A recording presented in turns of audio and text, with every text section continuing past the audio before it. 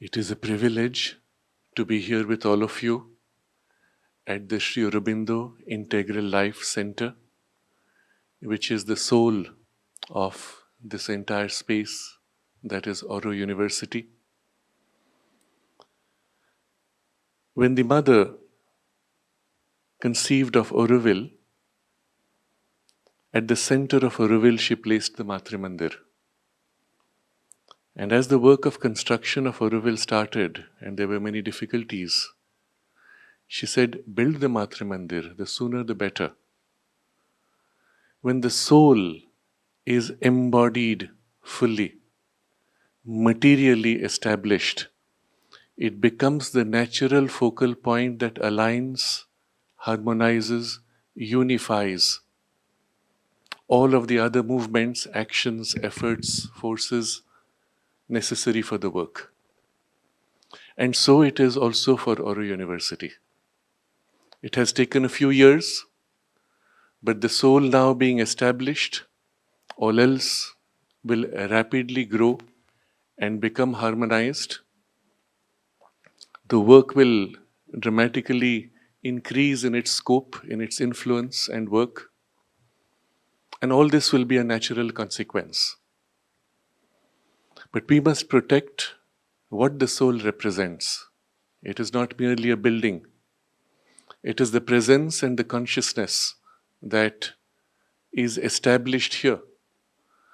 But equally, it cannot be established in the physical space if it is not held within us as in the center of our being. And therefore, our personal sadhana is the foundation which allows us then to build and hold the presence in this physical space that is the soul of the larger work that is being done here, which work will also have its larger impact in India and on humanity in the years to follow, inevitably. Yesterday, after H.P. Rama took some of us around for a tour of what has happened in the last 10 years, my spontaneous feeling, which I expressed to him, was that among the many things which you have created, manifested, formed, literally, physically established, this will be one of your most important legacies. And it will be not just for Gujarat, not just for India, it will be for the world. Those of you who know, who have seen a little bit of the work happening here, can see the beginning of this. But it will be much more in time to come, but always rooted in the soul. And so we are gathered here. As I understand, the larger part of the faculty will join us in online tomorrow, and today it will be mostly those of us who are assembled with the deeper devotion and love and familiarity already present of Shri Aurobindo and the Mother and the integral yoga. And so I want to dwell upon this immediate need for all of us today and elaborate on the larger scope of the work tomorrow, which will be also more relevant generally for the faculty.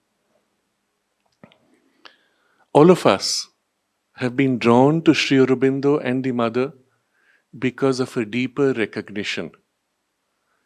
Something within you feels, knows, recognizes.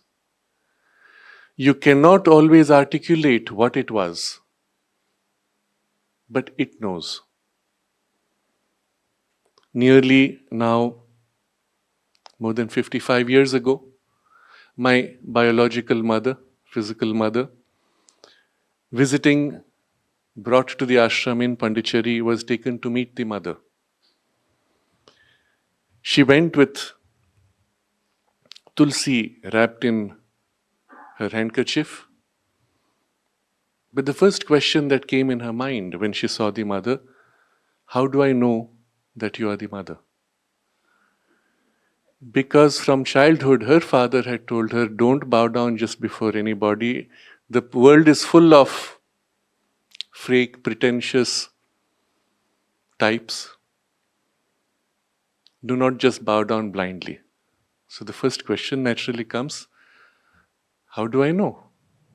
So from within, deep inside, the question rose within her and addressed itself to the mother without words. Are you that I have been worshipping since my childhood? I will bow down only if you're that.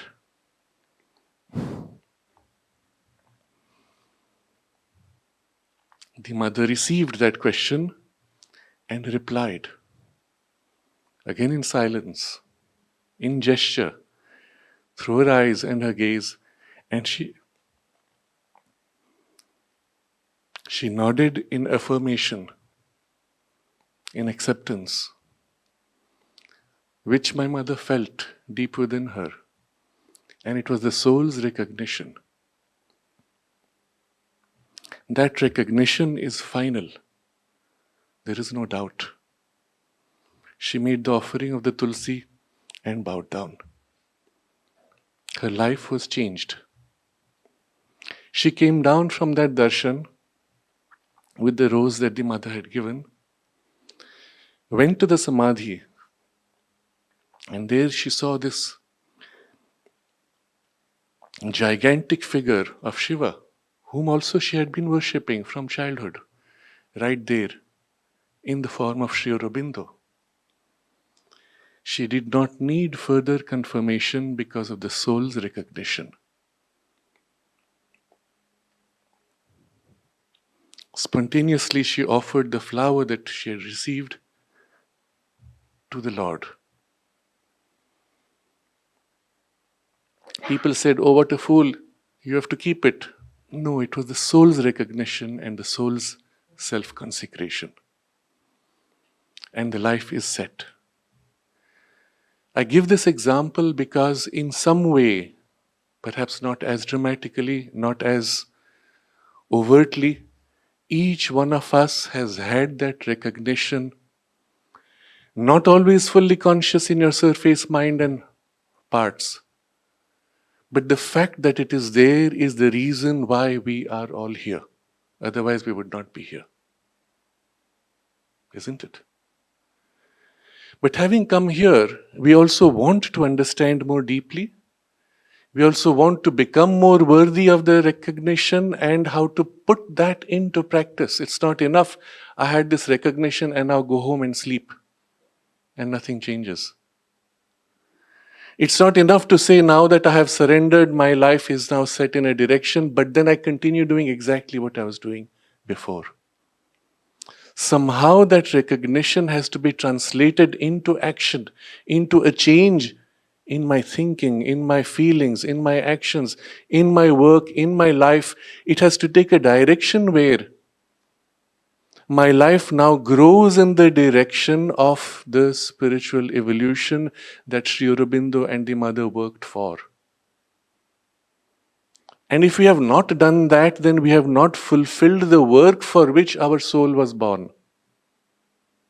Because the recognition only set the direction.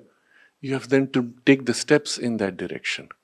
Have we taken those steps? There are many who came to the Shri Aurobindo ashram in this way with a certain recognition or a call. Others came for other reasons also. But many having come did not know what to do. Or knowing what to do could not do it because it seemed too abstract or impractical. And the result was that although they were nourished and bathed in the special atmosphere of the presence there, the sadhana itself was only either partially done or unconsciously sustained. And I had this conversation with somebody in the ashram who was there almost from childhood. And I said to her, it seems to me that most people in the ashram don't know what is the integral yoga. She was very upset. She said, "How dare you say that?" So I asked her, "Can you please explain to me what is Shri Aurobindo's integral yoga?" And she was stunned, silent. She could not speak. And I said to her, this is the problem we have. Many came with the devotion, with the recognition, but then how do you translate that into actual practice? And there was a gap there. But then she said, but when I go to the ashram in the evening from a great distance, I feel the presence. And I can feel it growing stronger as I approach the building. I said, yes, the ashram and Auroville represent the world's largest gathering of sensitive, spiritually open people. But it's not enough to be sensitive and open. That's your starting point. What do you do after that? When do you consciously take up the sadhana? Or will you still wait for the slow sadhana that is done by the work of nature or which is pressed on you by compulsion of circumstances?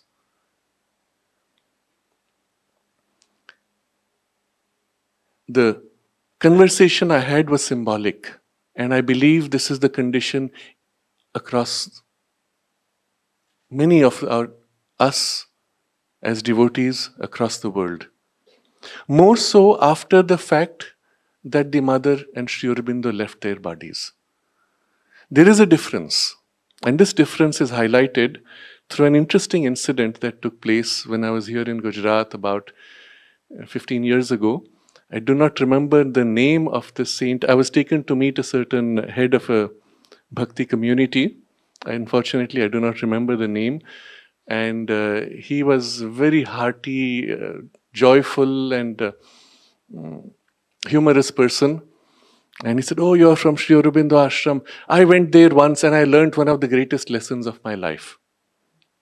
He had a small community, and I believe at that time one of the vice chancellors of a university was living as a sadhaka, and many of them were around him.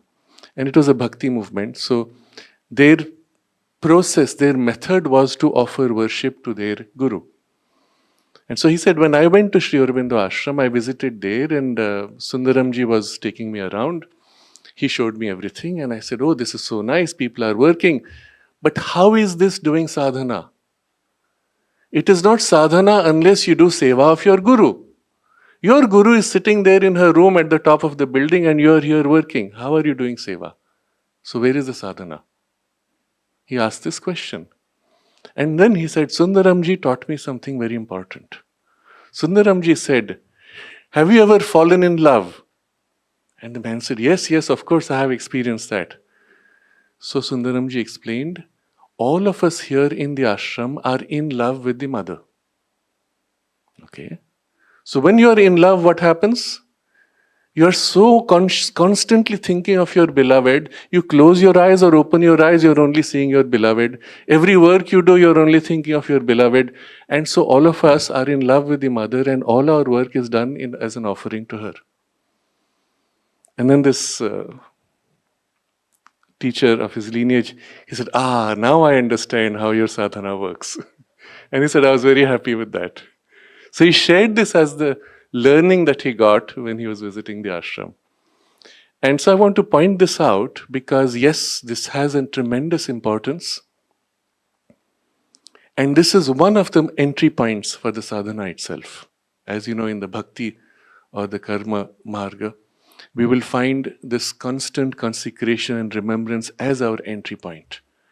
But again, I want to point that this is easy to do when your guru is sitting there physically, and occasionally you have your darshan. In the early days of the ashram, you had darshan of the mother at least once, sometimes twice or 3 times in the day. Later on, when even that was not possible, you went on your birthday once a year, and maybe you had darshan from the balcony at other times on darshan days. But once she leaves her body, what happens then?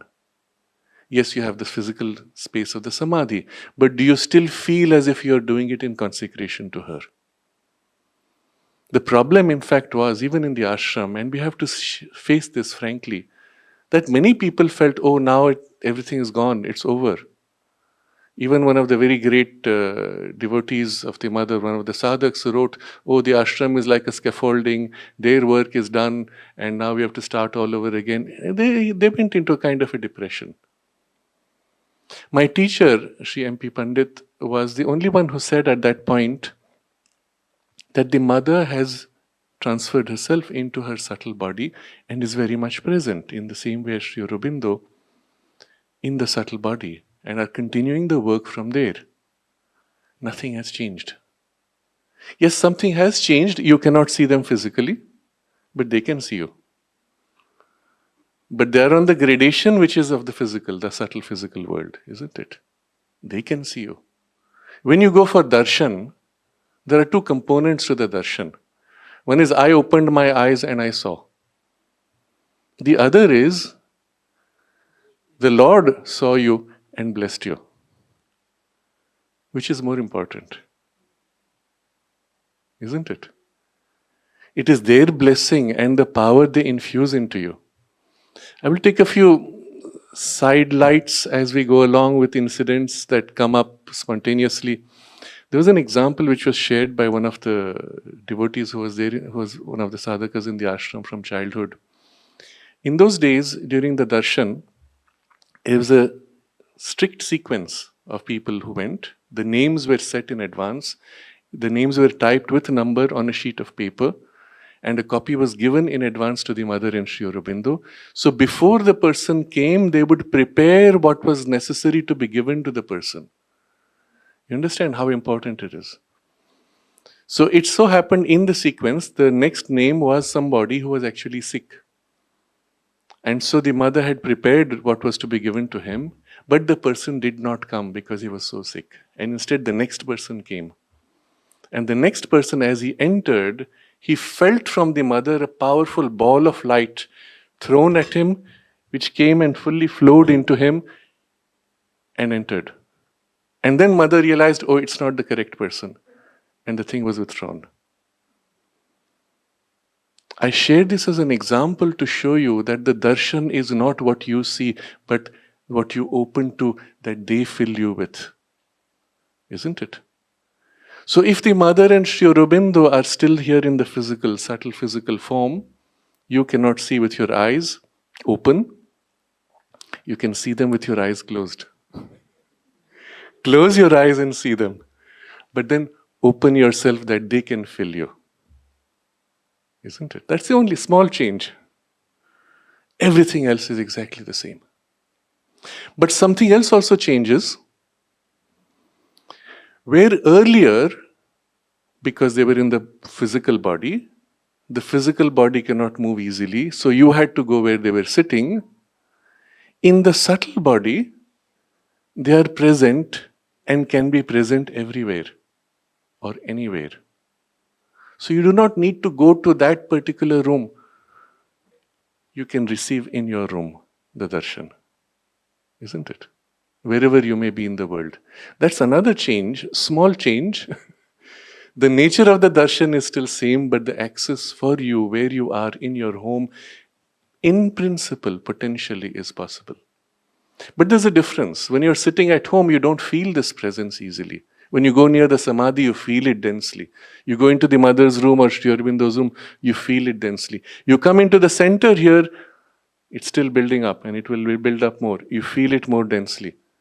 It's easier for you to align where the presence is dense, isn't it?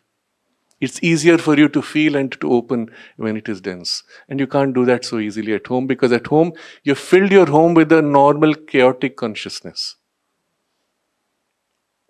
Therefore, you need to come here or go there, isn't it? But if at that moment you're able to concentrate and fully center yourself in that state, in that space, on an inner level, you can receive the darshan, the blessing, wherever you are. In principle. Let's understand the principle and then how we can put that into practice. But also, if in your home you can create a small little corner, a space where you can build the same kind of density of the presence, then you can go there and have your darshan more easily. Okay, so I'm just suggesting to you and pointing out what are the various possibilities and options.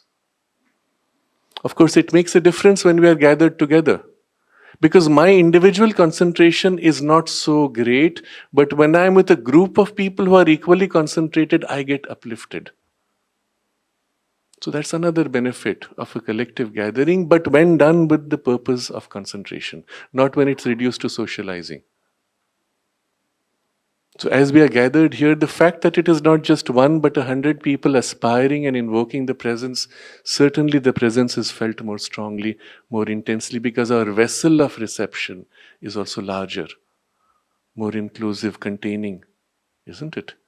And those of us who are at that moment in a heightened state become a support for others who may at that moment still be in a bit of a distress or in a diluted state. And we help each other. Therefore, the great help, I would even suggest initially a necessity, for regular such gatherings, but with concentration. Study circles where you sit together with an aspiration for study, for deepening, for immersion in the presence. And all of these would naturally form part of the work here at the Shri Aurobindo Integral Life Center or at various other centers that all of you come from. And so the result would be that if we sit with concentration and invoke their presence, we will receive and feel just as before without needing to go to a specific place physically, to Pondicherry, for example, if we can build that receptivity here. I want to give another example which was shared to me by a very old sadhika who the mother had placed as one of her attendants to look after her and also Shri Aurobindo. And her name was Swarnadi. Swarnadi was, I think, from somewhere in Bengal originally. And she had, through correspondence, been in touch with Shri Aurobindo. This was before the ashram was formed, before 1926. And she used to write letters and Shri Aurobindo would reply. And when the letter would come, with it would come his full force and power, and she would receive the impact of that as powerfully as you do in the darshan. At that time, she was in a family, she had a child. So she's looking after her little baby. The baby is in the cradle, and with a rope tied to the cradle, she's pulling to keep it swinging, to keep the child asleep. And she's sitting there and remembering Shri Aurobindo, and she would find herself drawn deep into meditation. And with one hand moving, swinging the cradle, she would be in meditation. You see, it's doable at home. Huh? And then she says she had many experiences. At one point, she experienced the awakening of the Kundalini. She didn't know what it was. She wrote to Shri Aurobindo, I felt like this. I saw these centers. What is all this? Shri Aurobindo wrote back, and so on. To show you that the sadhana was carried by him with full power, irrespective of where you are in the physical world. You did not need to be physically present. Of course, that makes a difference. But for him, it makes no difference where you are if your receptivity is there. And then there was one important experience, and I share this because it will help us also to appreciate the nature of their work on us. There was this beautiful experience where, on one occasion, as she goes into this state of deep meditation, she found herself pulled out of her body. Shri Aurobindo is holding her by the hand and draws her out and takes her a great distance and brings her to a place. They land on a terrace of a house with white paint, and he takes her inside. Inside is a beautiful woman, and Shri Aurobindo says to her, bow down before her. She will be in charge of your sadhana from now on. Later, when she came to Pondicherry, she recognized that one as the mother. When she visited the archives building of the ashram, she said, this is the terrace where I landed. That's where the mother was living at that time, physically, before they moved to the ashram main building. This is just to tell you again an example of how once they take responsibility for you, they hold you by the hand and take you through to your sadhana. If you are willing, if you are open, if you allow yourself to be carried. This is very important. There's even a letter of Shri Aurobindo to Nirodbaran, where he says, because you have come to me and made this choice, it is my responsibility to catch you from the scruff of your neck and drag you forward even if you are unwilling. But how much can you drag when you are unwilling? That's the difference. When you are willing, you can be taken much more, and with less struggle, of course. Another example is of Dilip Kumar Roy, who there was obviously some earlier connection when he used to go through severe depressions. He was a Krishna Bhakta, so he would write long letters of his problems, and Sri Aurobindo would reply with long letters. Some of the longest letters ever are to Dilip Kumar Roy, and huge in numbers. And for many, it was a question of wondering why Sri Aurobindo spent so much time. And each time it was to pacify his depression and help him to move forward. And in one of the letters he writes, and I'm paraphrasing, Sri Aurobindo writes to Dilip Kumar Roy, long before we met physically, we have known you and followed your progress. We meaning Sri Aurobindo and the mother. We have known you and followed your progress in the world. Now what does that mean? Without knowing the name, but they know who he is. And what does it mean? Think about this. In Sri Aurobindo and the mother's consciousness, which encompasses the whole world and all humanity, they are conscious of this one person, this soul which has taken birth. They know who it is because it's a past connection. They're conscious of his progress. And he says, we have been guiding your growth. So they feel, oh, this person is in trouble. They put the force to guide, direct, help him wake up. And when the time is right, they pull. And the person wakes up and says, here. And he discovers Sri Aurobindo. You know, Amal Kiran, who buys a box of shoes, opens the newspaper wrapping and sees Sri Aurobindo and recognizes, this is what I was looking for. So when the time comes and the person is ready, a nudge from them and you wake up. In the Bhakti tradition, they say, you do not wake up unless the divine pulls you to wake up. Yes, it is true. But equally, it is true that our effort prepares us for the pull. So both things work.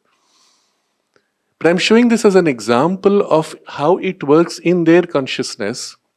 It doesn't matter where you are physically in the world. It does not even matter where you are outside the world, meaning after you quit your body. They are still following you because in their consciousness you are present, even if you are not conscious of them. Isn't it? That's the nature of their cosmic consciousness. So I give another example. This is somebody who was in the ashram. He had passed on.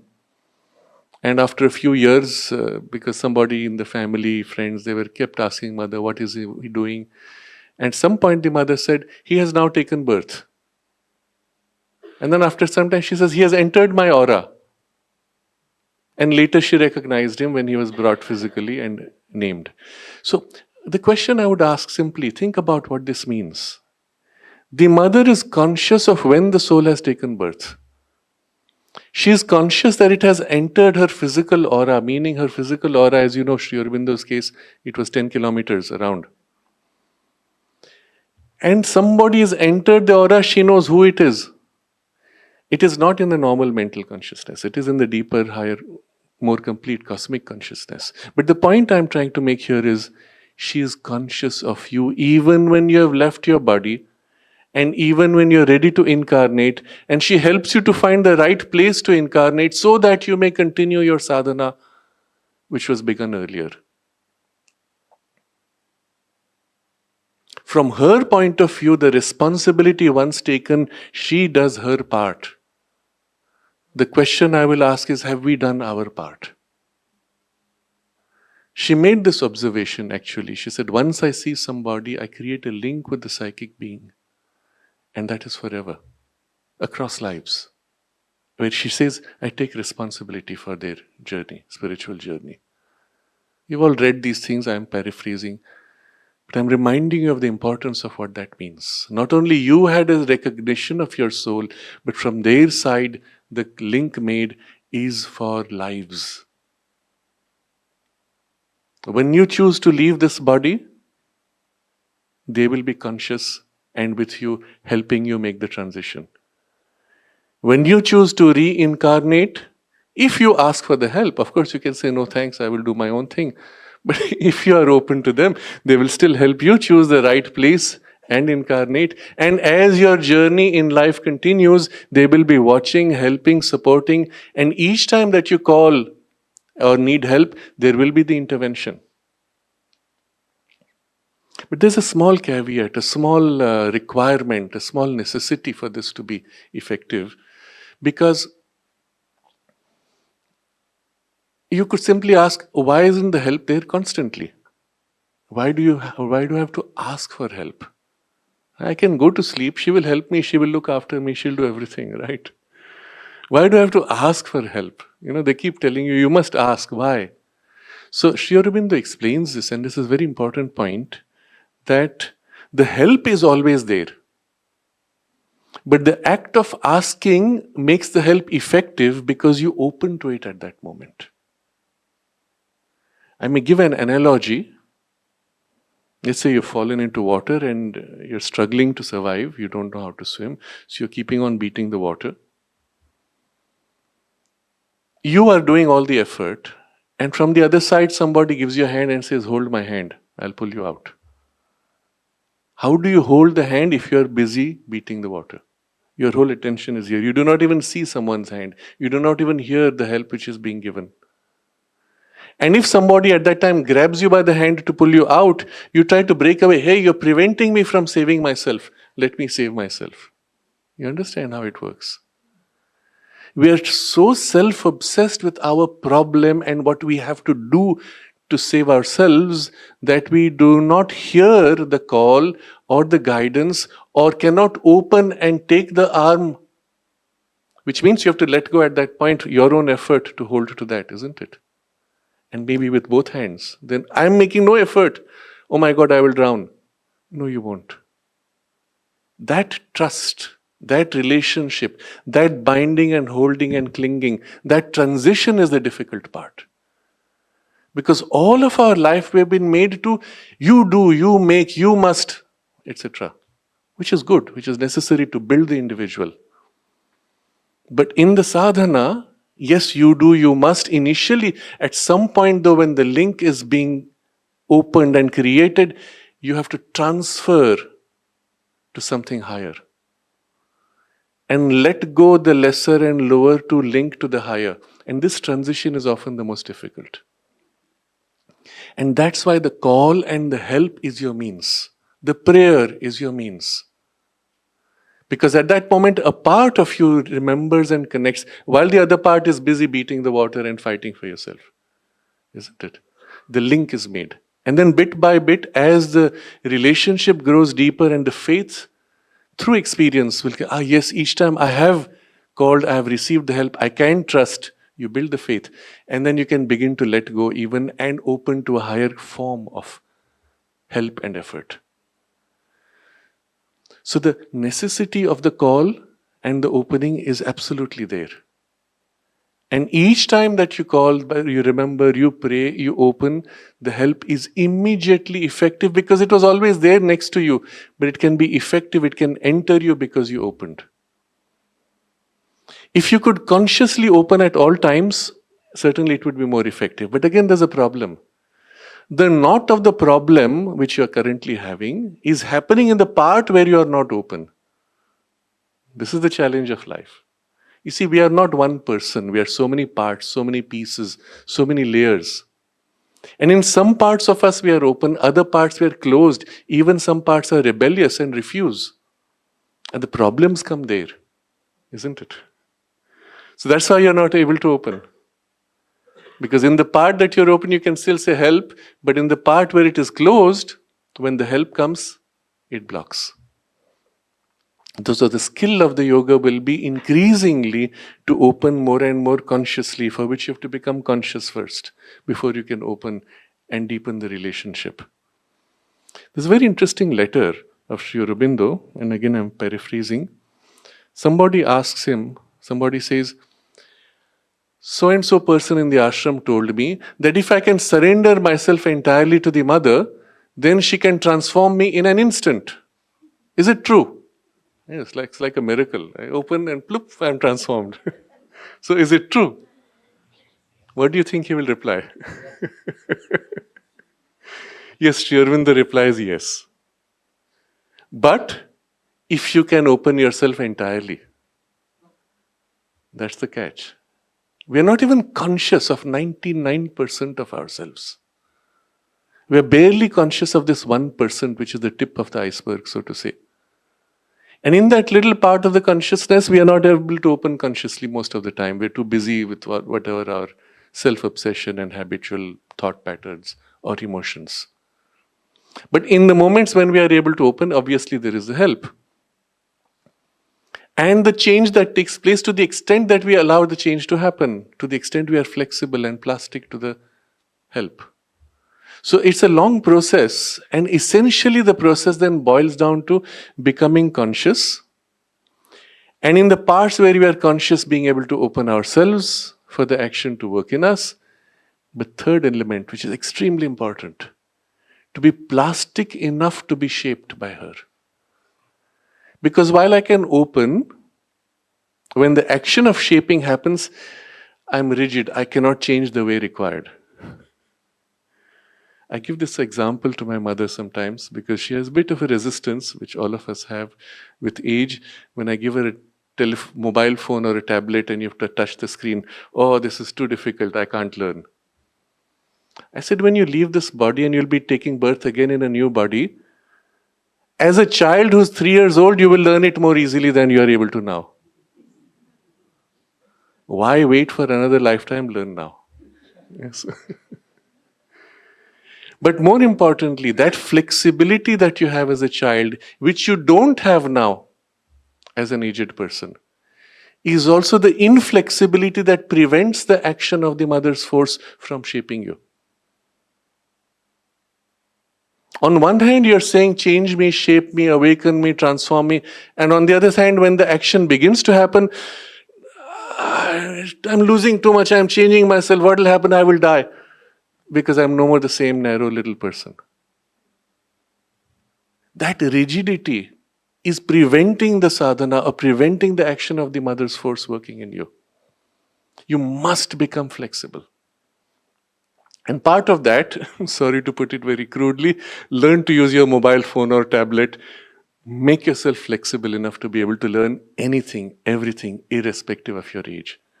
To be able to adjust, adapt, become plastic once again, like those children. And if you have grandchildren or if you have friends' children, observe them, become like them. And the more, and in the parts where you're able to be, the more you can be, the more easily her force can then work in you and shape you. You see, this is one of the paradoxes and problems of our life. When we are young, we are not so interested in this deeper possibility.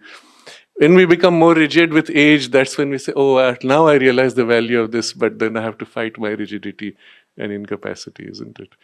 But you don't have to. You can recover, rediscover this plasticity, which is inherent, which is your deeper, truer nature, which is natural to the psychic being. And the more its influence fills you, the more you'll find yourself softening and becoming more adaptable and plastic. Age should not matter, except in the most material part of your biology, perhaps. And that's okay. We will deal with that also. But this is a requirement. First, becoming conscious. Second, opening yourself in the part where you're now more conscious. Third, though, becoming plastic. Plastic to her action in you. And the more you're able to do these three in sequence, the more rapidly her working in you will take place. And Shri Aurobindo's promise, which is in that letter, yes, she can transform you in an instant, if you can open yourself entirely, of course. But to the extent you're able to, that work will happen. But still, I'm coming to a more essential, more fundamental problem that we all face. We have seen how, from their point of view, it doesn't matter where you are. They can act with the full force. They can follow wherever you are in the world. They know because you are in their cosmic consciousness. They can give you the help, pull you, draw you, shape you, infuse into you the same intensity of the force as if you were physically present, etc. Still, there's a difference. And the difference is this, that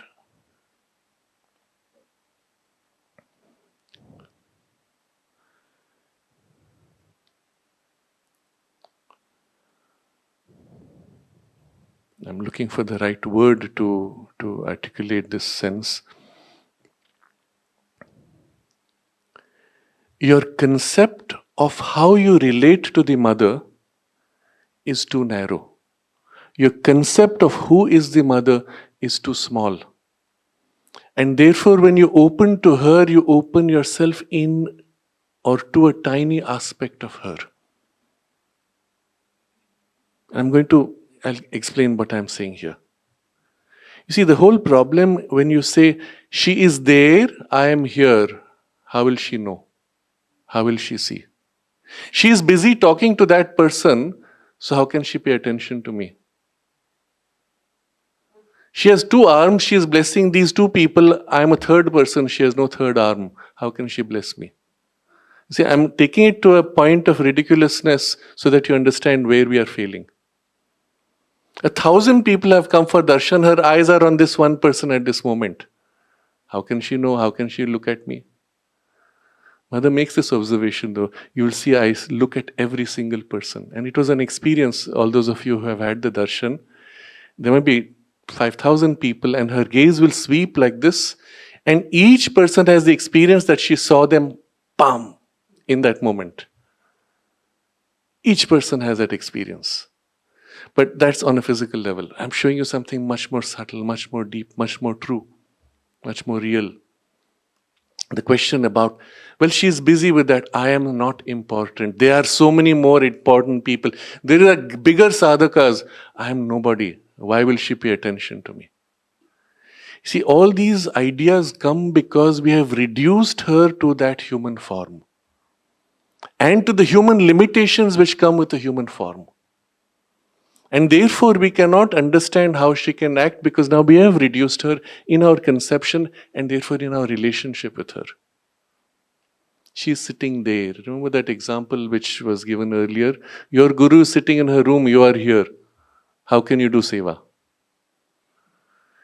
And that's because we are looking at the physical form only. But she is not physical form. She has incarnated in physical form.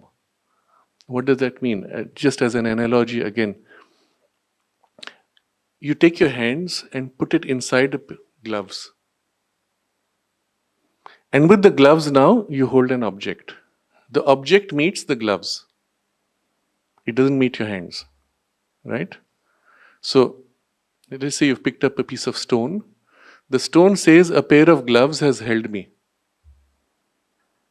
It does not see inside the gloves is the hand which is conscious.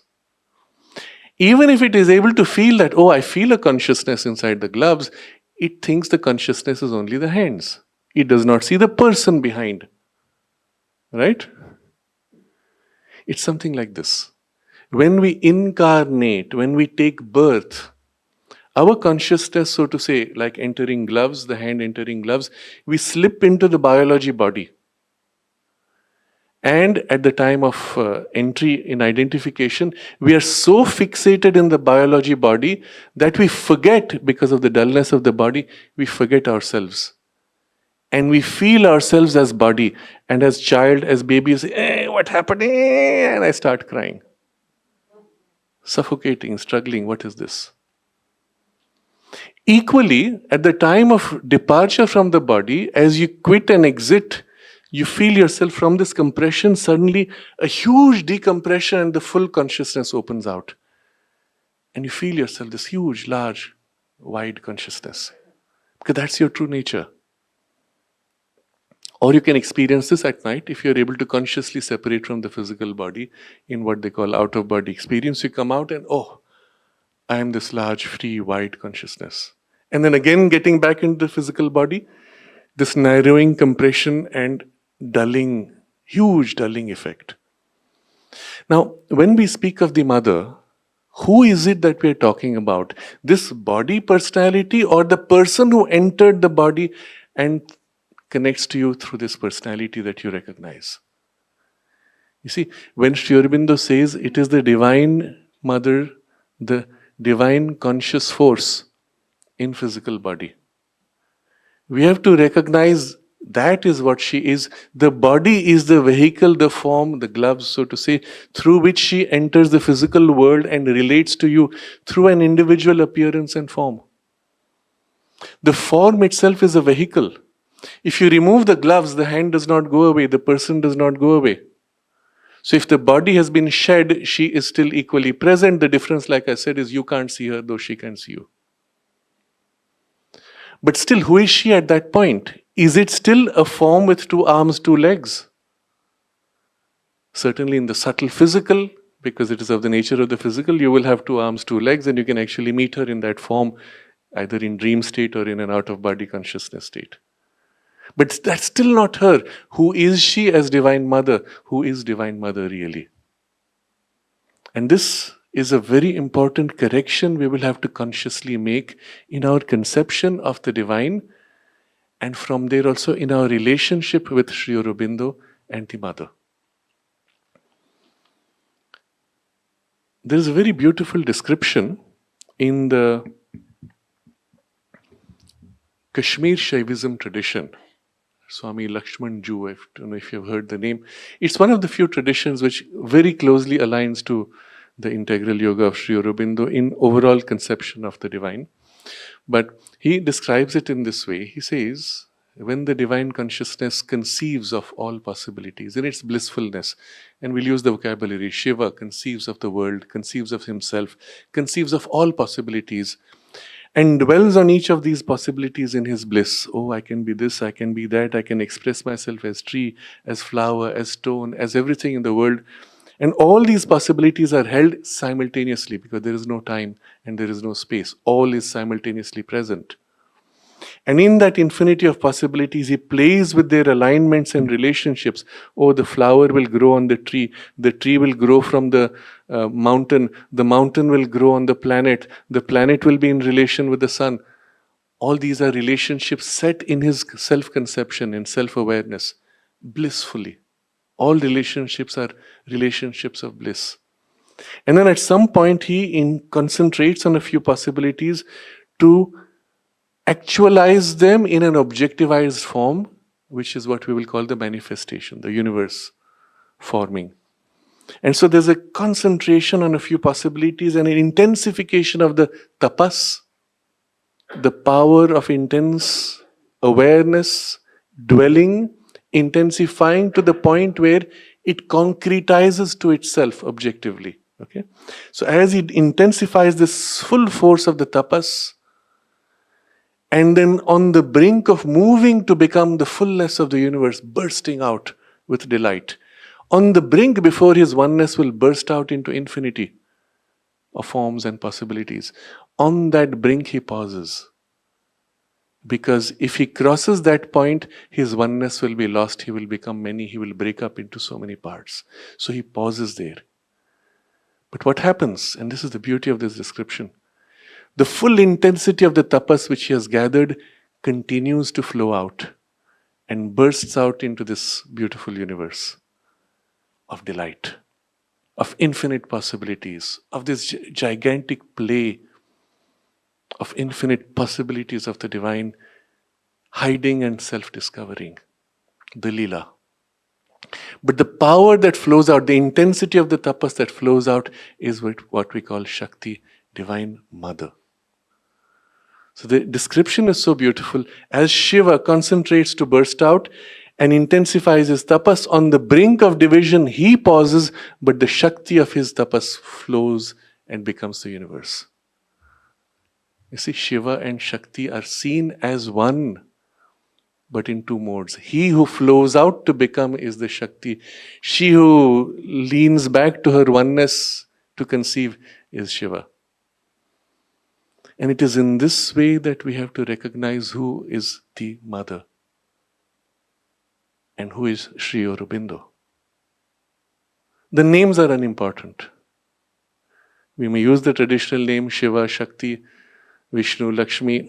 That, to me, that's not important. Recognize this movement of the divine, supreme, creative power and the Shakti that flows out to become the universe. This is the Divine Mother that we are referring to. It's a very interesting statement the Mother makes, and it's overwhelming when you think about what it means. She says, first the Lord created me, and then I created the universe.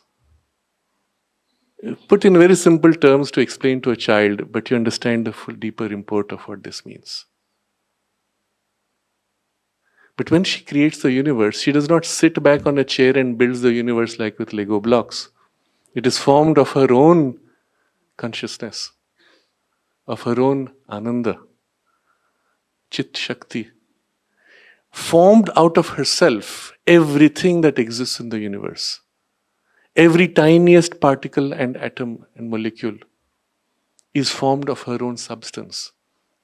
And that's why the relationship of that substance to her, what would be the relationship of substance of herself to herself? You see, when taking a physical analogy, many of you are mothers, grandmothers perhaps. When you give birth to a child is formed out of what? You didn't assemble pieces of Lego. It is your own physical tissue and substance that is as if separated and formed out of you. And even for a while, there is no difference. It is my own body now in another form. What hurts the child hurts me. I'm not different, isn't it?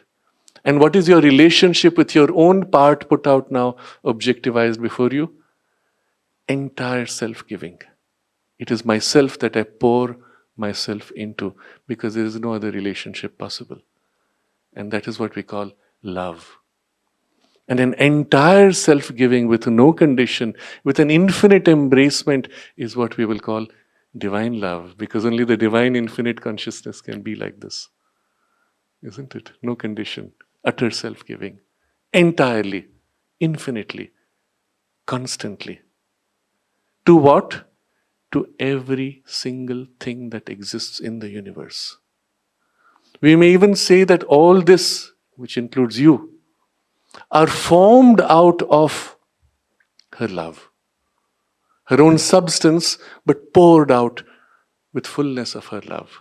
So there is the intensity of the tapas and the Shakti and the full consciousness and the pure conception of what potential this can be and must become in its full unfoldment. All the knowledge is there, the full power of creation is there, the full ananda of that play is there, pouring in love, sustained by love, nourished by love. And it is the same love by which she draws you back to the oneness, to the Lord, to the Supreme. This movement of the embracement that draws everything back to the origin, her love, she is love. We will say his love that she pours out and expresses. It's a play of words almost now, because conceptually we see the continuity. It is that aspect of the divine embracing the world and drawing itself back to its oneness. That aspect of the divine as it relates to the world, which we call Shri Krishna. See, we give different names to the different aspects of the relationship, but it is still the same one divine. It's the same Shakti of the Divine Mother. But Shri Krishna, why? The Krish. You see, today traditionally you say, oh, Krishna, he was dark, so he was called Krishna, because Krishna means black. Wrong etymology. The Krish root comes from Akarshana, attraction. Black is called Krishna because it absorbs the light. Incidentally. But the Krish is the Akarshana, that power of love by which everything that exists is awakened to its own oneness and drawn back to its oneness. And so his relationship of self-giving and to draw everything back into oneness, into his love, is the highest personality of the divine, and so we called him Shri Krishna, the highest personality of that love, of that Akarshana, which draws the universe back to oneness. It is that which awakens us. Otherwise we are lost in our multiplicity. Oh me, I am separate from everything. And suddenly that love stirs in you and you say, but there is something more. There is something, some deeper oneness, and you are called to that. That is the flute of Sri Krishna. So when you hear the flute, suddenly you forget everything else. What is everything else? This whole multiplicity where you are lost. And it reminds you of the oneness which you have forgotten. But it was always there. You forgot. And so the gopis, which is this here symbolic of the human soul, you wake up, there's something so important I forgot. But see how our condition is. If the flute stops, yes, that was nice, and I fall back into my old habit. So again and again the flute calls, and again we half wake up and go back to sleep. So it takes a little while to get us to wake up. And that's why he has to hide. Because if he keeps you awake too long, you forget the world, you forget the link. So he has to hide again and you fall back into the world. But then there's something important I forgot. So again he calls you and you wake up. Ah, yes, this is what I forgot. And then again you fall back. So you're building slowly. This is the nature of the evolution. You build bridges and grow. It has to be done slowly. So he has to hide. And again, when you forget too much, he calls you by the flute. You see the story, then the analogy, the symbol goes very deep. The gopis forget. What are they doing? They're busy milking the cows, making the curd, drawing out the ghee, making the butter, and then making the ghee, which is the churning of life. But what is that? Again, symbolically, it's so profound. The milk of the cow, go is light. The milk of the cow is the consciousness, and the consciousness undergoing stages of transmutation. Milk becomes curd, curd becomes butter, butter becomes ghee, and Ghrita is the clarified spiritual intelligence. So you see stages of growth of coarse, ordinary consciousness being refined and developed and evolved. That's our normal life routine. But it's done mechanically. We don't even know what we do. That's the symbol of the gopi's life. And so at that moment when she hears the call of the flute, the pot which is in her hand to which she is clinging, this is mine, falls. She forgets. She discovers her deeper sense of oneness. That is what I am. That is me. I am thine. First it was, this is mine. No, I am thine. That awakens. And you're drawn. To what? So the story goes, the forest. In Sanskrit, the word for forest is vana. No, that's not vana. It's not just forest. It's like the same example which I gave of Krishna. Go to the etymology. In the Veda, vana is the word used to describe the divine delight.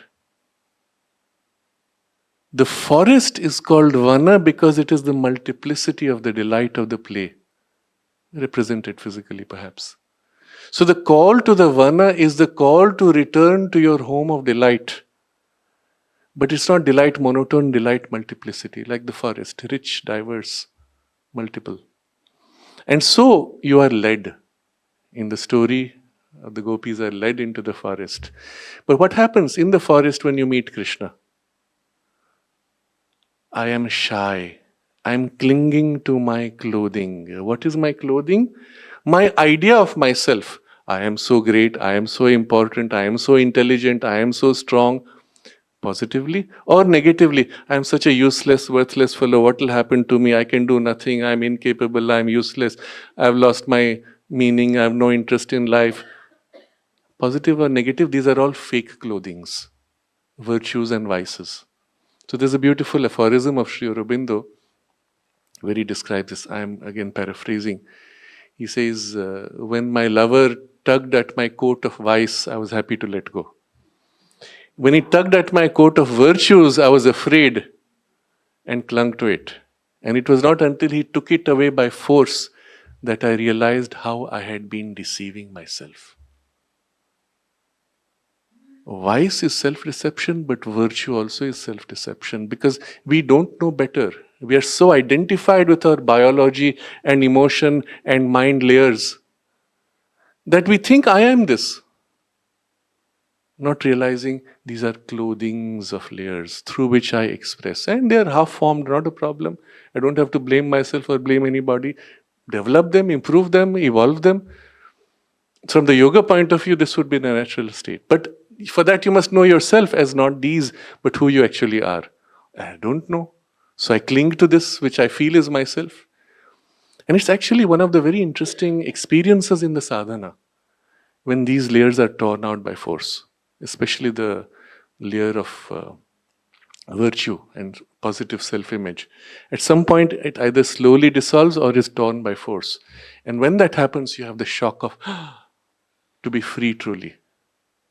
And you realize how that even sense of virtue was binding and limiting you. So what happens here in the forest with the gopis before Sri Krishna, as he tugs at their clothes, they cling to vices, virtues. Eventually, we are bared before the Lord. Like little children. So mother used to say that people come to me like little angels. They put on this pretty appearance and front and a nice, and I'm so wonderful. See, mother, I'm so great, so nice, sweet. I'm your child. Huh? You go back, but you've hidden all the other junk which is inside you. And mother said, I have to cut through all these layers to get to that to make any change. So she said, it's better you come as you are, as children, freely, openly, bare yourself. Then I can work directly. I give another example which is very sweet. This person in the ashram had done something really bad, at least what he thought the mother would be very upset about. He felt enormous guilt, but he had to go and meet the mother.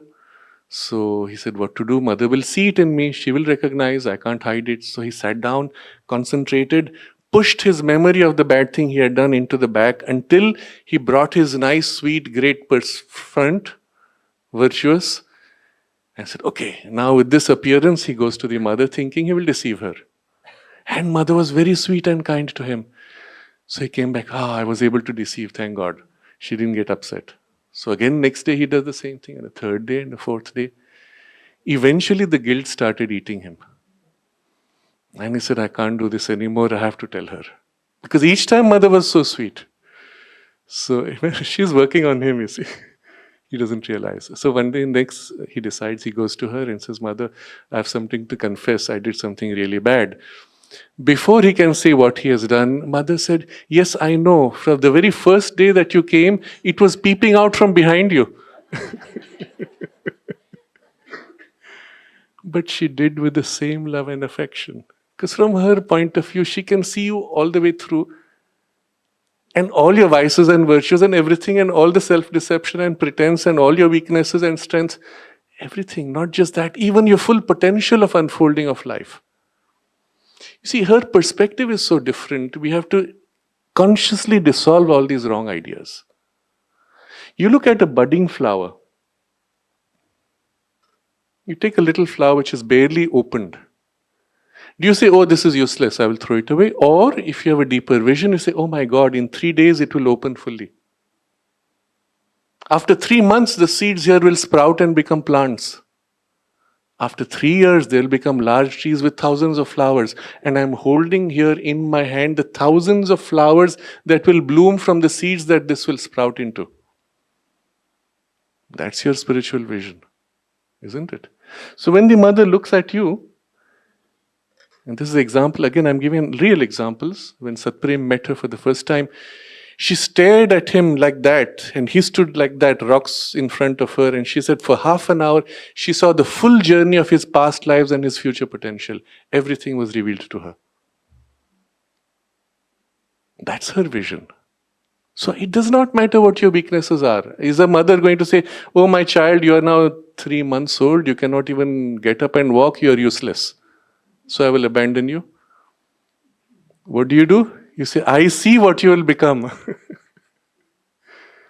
When the mother named me, Sraddhalu, she wrote behind, man of faith. You turn the photograph, is this little baby like this sitting, a 6 months old baby. You look at the baby, you say, what is this fellow going to do? It's not even able to stand up. And she's written, man of faith. For me, when I was a child, when I would see that photo, I would say, man, I'm not yet a man. She saw the person after. Not just in this life, but across lives, isn't it? So your perspective also has to be different in relation to her. Stop identifying with your weaknesses and incapacities, whether true or not, is irrelevant. We are all budding flowers, literally. Our potential of unfoldment across lives to follow is inevitable, because essentially we are divine spark, divine soul. It's a question of time. Now you can see it can be after 10,000 lives or it can be in a single lifetime. That is not your concern even. It's her concern. But if you bear yourself fully, then she can act in you. So that person who was hiding from her, he was delaying the process of liberation, and she still had to work through all those layers until she was able to touch the part in him which needed the self-deception, and she dissolved it. That's when he said, oh, I don't need to hide anymore from her. I have to tell her. You see how many days it took and that much delay to get to that point. And so I come back to this idea of the example of the gopis, you bare yourself to the Lord. And the more transparent, the more completely in open, the more directly His working, His Shakti, she can act in you. And the more rapidly the change can become. And for that, you must be able to face your own wrong ideas of incapacity or insufficiency or vice or virtue and just say, none of this matters. Or let me put it another way. You may think, you may feel ashamed of some things which are within you. But right now, she is able to see through anyway. And if she's able to give you love as you are, seeing all that, you have no need to be ashamed of it. Rather, your attempt or your shame or your attempt to hide is preventing her working in you. So you say, here I am with all my good, bad, ugly, everything, and bare myself before her and say, here, act in me, let your light fill me, let your love carry me, transform me. That should be our attitude. But for that, this difficult part is initially you facing your own sense of whatever insufficiency or vices or virtues. And actually say, it does not matter. Because all of us begin with some limitations. That's the nature of the evolution. Let's put it in very crude terms. We have emerged from the animal. We have all the animal instincts rooted in us. We have become half human. We are not even conscious Manava. Half human. So all those animal things are there.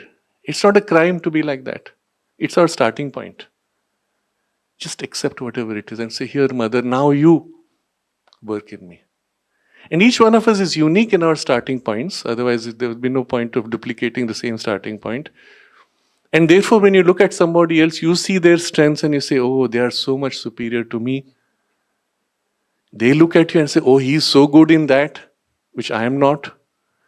None of these comparisons are relevant because each flower starts in a different part of the soil with different patterns of problems, difficulties, vices, distortions, perversions, everything included.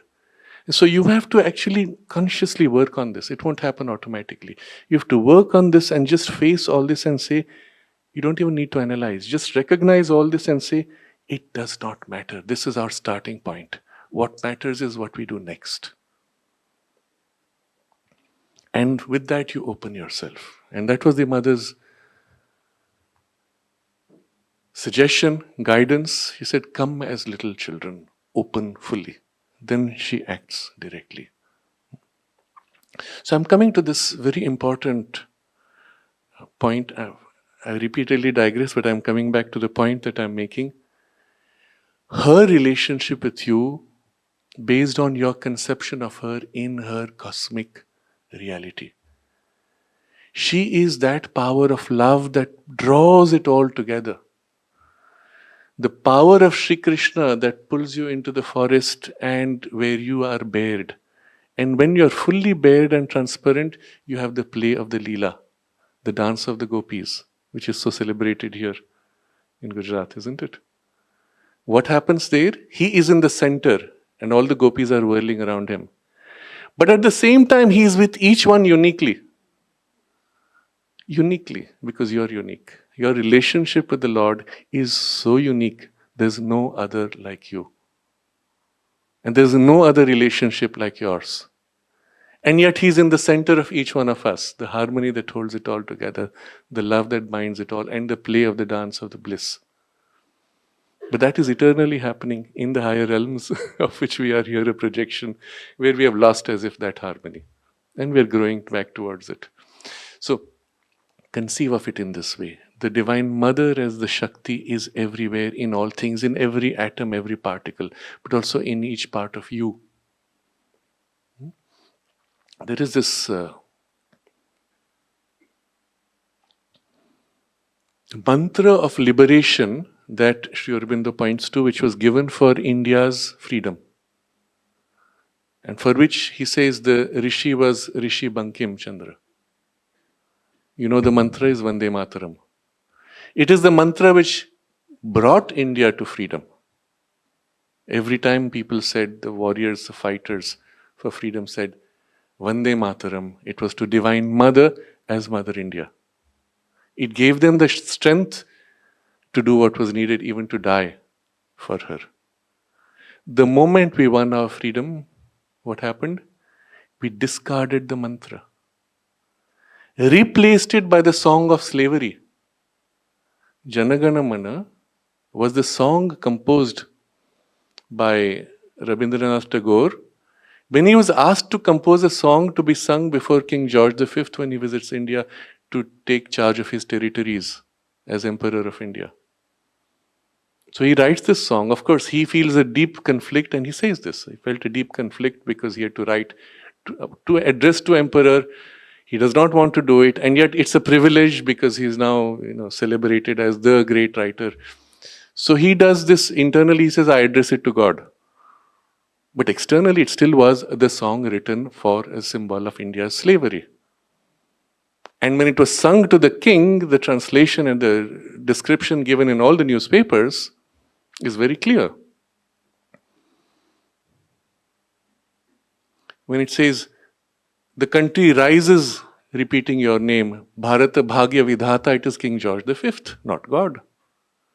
So on a material level, it was a symbol of slavery. And we pick that song out of all possibilities. We discard Vande Mataram and make that national anthem. It's unfortunate.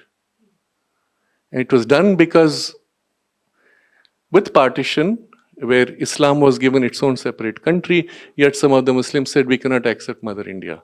So to appease them, Mahatma Gandhi discarded this and picked the other. We'll set aside the political content of it. The point I make is the mantra which was meant to liberate India, which brought it to freedom of a first stage, which is not yet complete. The freedom struggle still continues on other psychological levels. The freedom of thought, the freedom of our civilizational values and culture, which all have to be now recovered and lived in daily life, which is not yet done, for which we still need that mantra, Vande Mataram.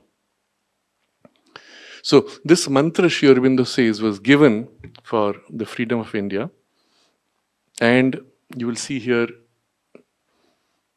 you have all seen the mother standing before the united map of India. And it's a fact, I'm digressing, but it's important. The mother drew that map of united India in a state of deep concentration, forming, fixing it as the inevitable destiny for the unification of India. She herself stood before that map and took the salute from the young children of the ashram as they made the march past. Now, to me, this is an extraordinary symbol. It would be one thing if she drew that map, put it in her room, put it near Samadhi, put it in meditation hall. No, she doesn't put it anywhere else. She puts it in the playground, where the children are doing their exercises every day, their bodies are growing, their vitality and biology and mind are growing in front of that map of united India.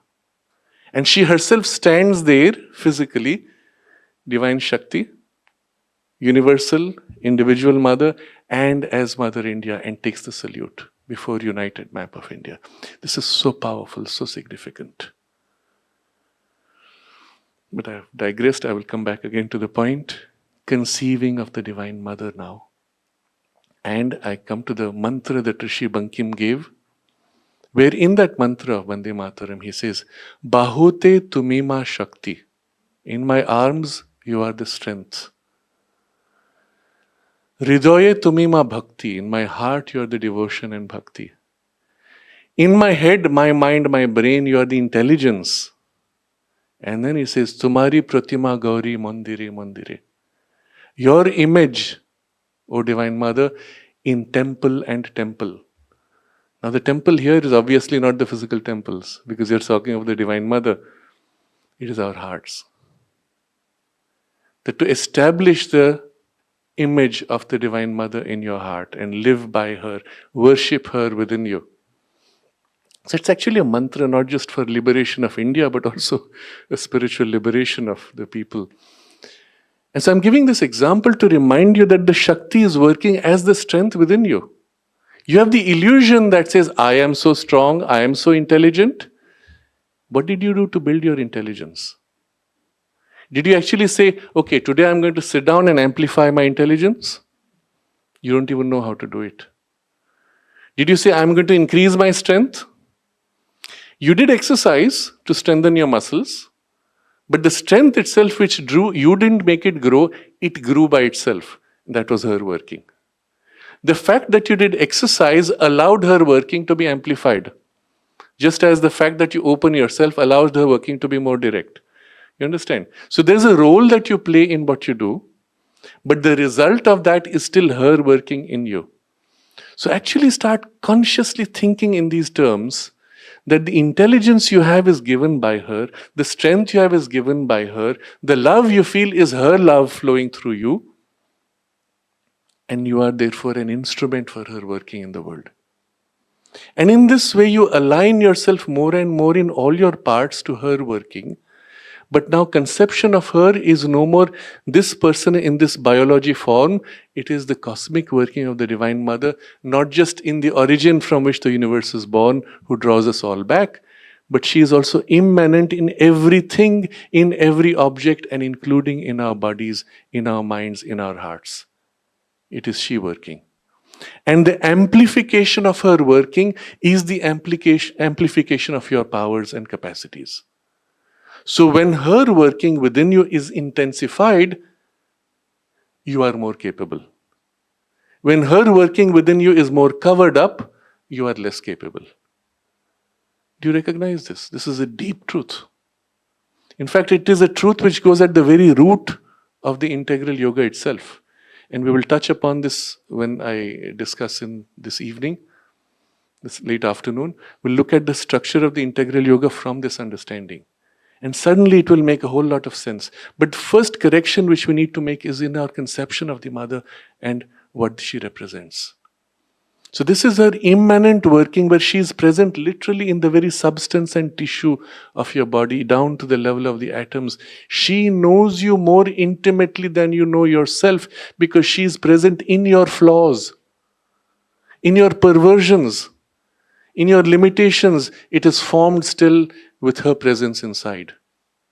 But her presence there is concealed because you are closed to her direct working. So when you open in those parts, including your perversions, you open and say, Mother, here is this distortion or perversion in me.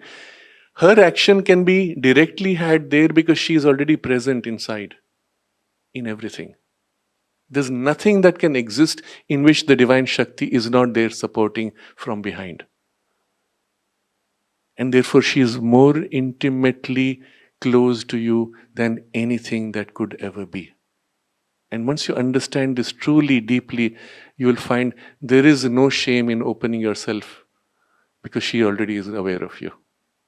Isn't it? Rather, the clinging to the shame is preventing the free action. And now you can simply say, Mother, you already know me. Now I let go of my fear that you might know me. And so you can act directly.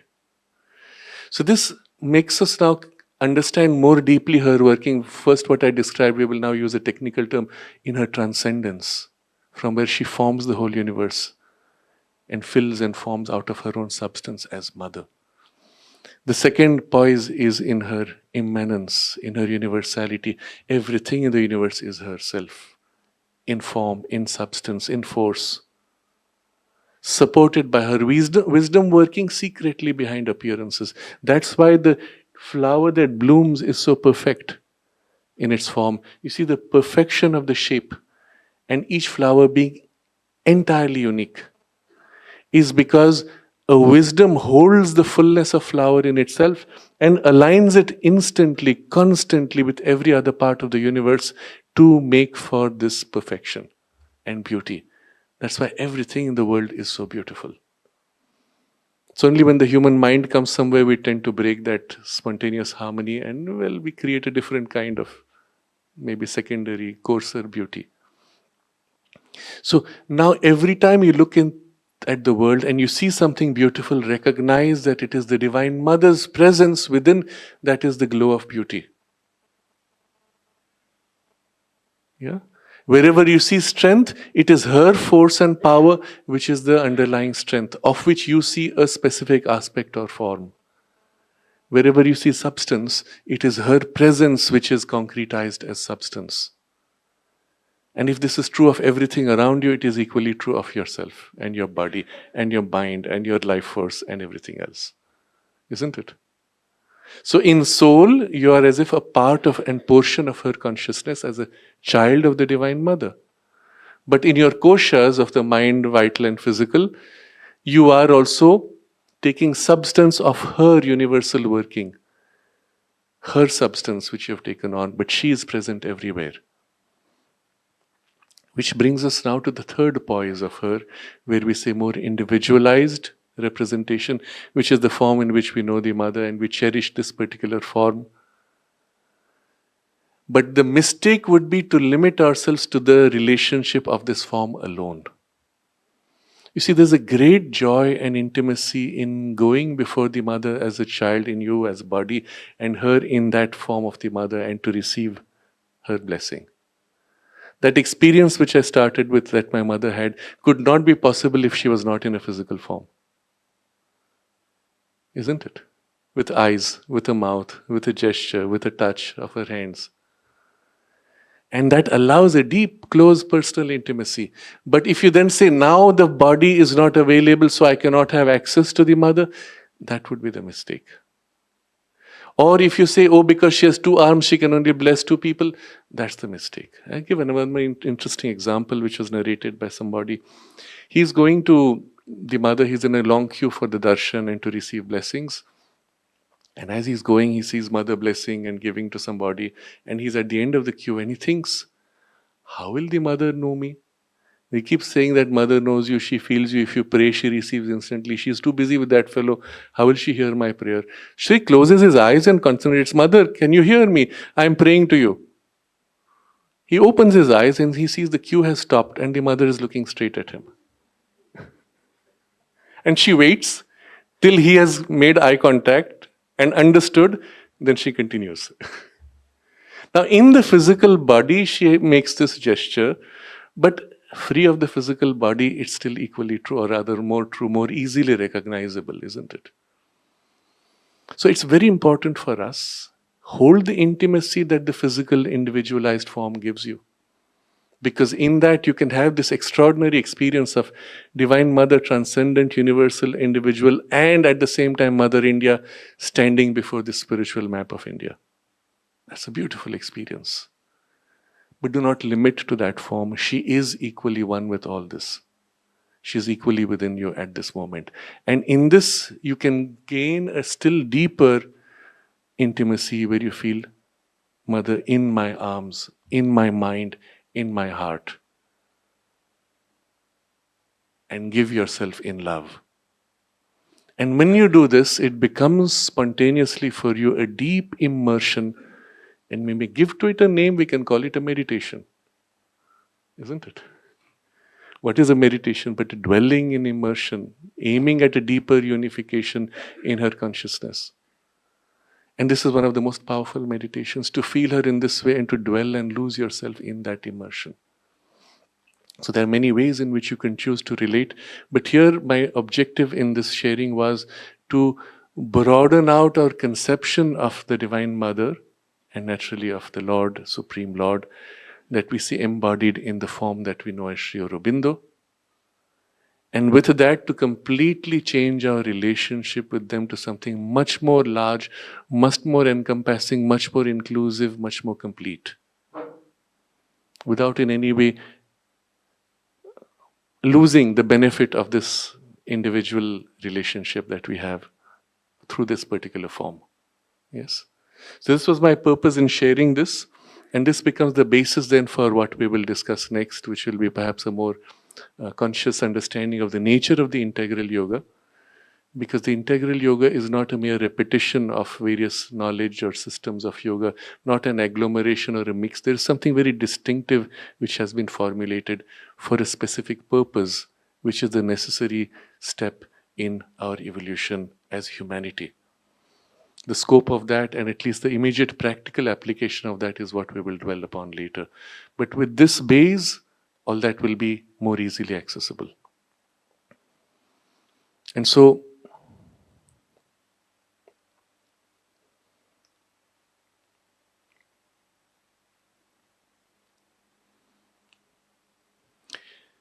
When you recognize the Divine Mother in your soul's recognition, what we started with originally, it was because you already knew her from before, isn't it? Otherwise, how would you recognize? And that means you've been with her before. Not once, but many times. If nothing else, in your origin, from where you were born, you have been with her. Isn't it? As a part of her. Many times, I hear people say, and sometimes young people, oh, so and so was so lucky, or you people were so lucky that you could see her physically. And my response to them is, how do you know you did not? You're young. Your prior incarnation, you've been sitting with them perhaps. Right? It's a shock for them. I never thought of that. But then my correct response to that is, if you've been with them in the prior incarnation, now that you've taken birth in a body where you do not remember that, are you going to lose everything and forget it all? And say, oh, I didn't have the good luck, so now I will wander off? Or will you fulfill what you started in your prior incarnation? Think about it in this way. And these are real experiences, real examples I'm sharing. And we know people like this. The person was in the ashram, takes birth again, the mother recognizes, even says it, so and so reincarnated. Well, he grows up in the ashram school and says, that was nice, I had a good education, and now I have to follow my career, and wanders off into something where the full yoga and everything is forgotten. Having spent a decade or two with Shri Aurobindo and the mother in the practice of the yoga, in the next incarnation, everything is lost and forgotten. It's not one example, there are numerous such examples. Why? Because everything in life is designed to make you forget. Increasingly today with social media, you have so much to distract you. Everything you're taught in the education is to make you forget your soul's aspiration and to chase after fake, false, desired dreams, fantasies. And so it's very easy to lose your way even though you had that. I'm coming to something more deep. Therefore, we have also forgotten all our past incarnations where we have been with them. Mother made this comment in so many words, I'm paraphrasing, and it was said to the children and the devotees sometime in the 1950s. She says, in the past we have been together many times, and all of you were promised that when the time came for the fulfillment, you would be given a chance to participate. And then she says, you have forgotten, but I remember. And that's why you are here. And I'm going to generalize her statement to all of us here. When I said you recognized her, you felt the call, you recognized her and felt the soul recognition, it was because of the past associations, but also the past work done across lives, which we do not remember right now here on the surface mind. You are not here by chance. You're here because of a destiny of your soul's aspiration and the chance given to you by the Mother and Shri Aurobindo. When the time for fulfillment comes, you will be given a chance. And this is that time. And maybe it's not just in this life, maybe it needs 1 or 2 more lives, doesn't matter. But in this time when the fulfillment is taking place, and 100 or 200 years is very small in evolution, you have been given the chance. Will you seize it, or will you again go back to sleep and forget? This is the choice before us, really. And if something within you stirs and says, no, this time I will not lose my way, make that effort. The full sense of that effort we will discuss later. But make that effort, become conscious now. Deepen your relationship with them to the point that you do never again forget. Because you were brought here. She has taken charge of your life across lives. And even after this is over into the next, you may forget, she will not.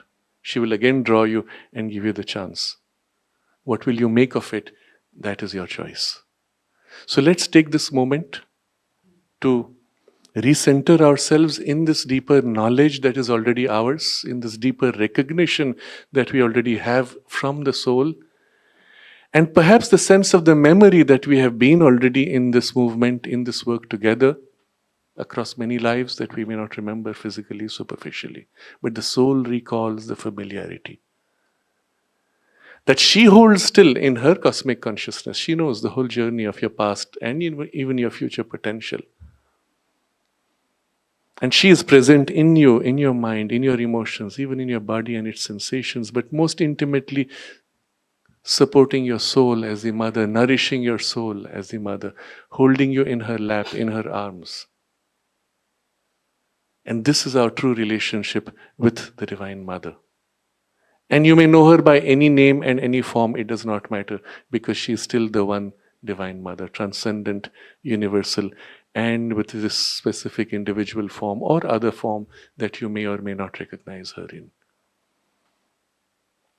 So let's take a moment to consciously center ourselves in this, dwell in this, immerse in this, which will be our meditation for a few minutes now, in deep silence of immersion.